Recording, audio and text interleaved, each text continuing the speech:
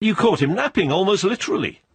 It looks that way on the video, and it's very impactful the way that the Spanish authorities were able to execute the warrant and arrest him.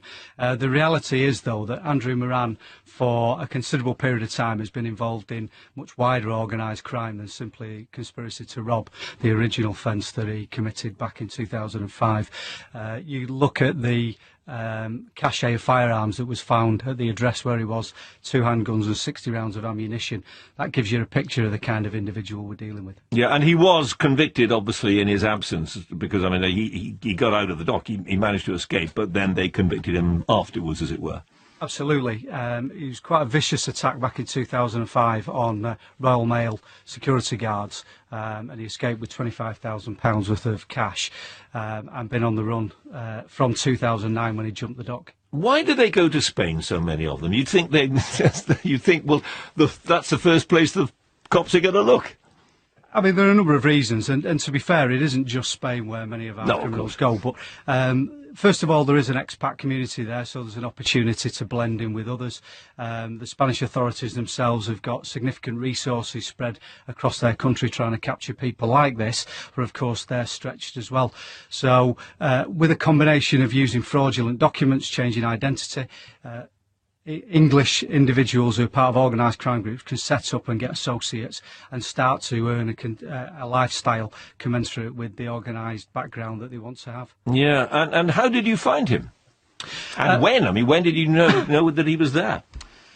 Well, we go back to before Christmas of last year, where intelligence indicated that he was in Spain, and the Spanish did the best on that occasion to try and arrest him. You will be aware, I'm sure, that on that occasion he managed to elude the police. Oh, yes, of course. But a firearm was found then as well, a loaded firearm, considerable amount of money, and also 5 kilos of cannabis. So that demonstrates the sort of kind of criminality he's involved in. Certainly for the last 6 months we've been collecting intelligence and using a variety of covert methods to track him down, because he is one of the most significant outstanding offenders from the UK, and Titan was determined that with the help of the serious organised crime agency and the Spanish, we would be able to bring him back and put him before the courts for sentencing. Yeah, Titan is what you call your organised crime unit. Yeah. Is there an argument that says, look, he's out of this country now, and it's very regrettable, to say the least, that he's not in jail where he should be, but we're pretty pressed ourselves, the police here in this country. We should be concentrating on people who are doing bad things in this country. That would be an easy choice to make, particularly with shortened resources. But the reality is this: many of the individuals who leave this country and travel over to Spain and live over there continue to commit organised crime that impacts on us.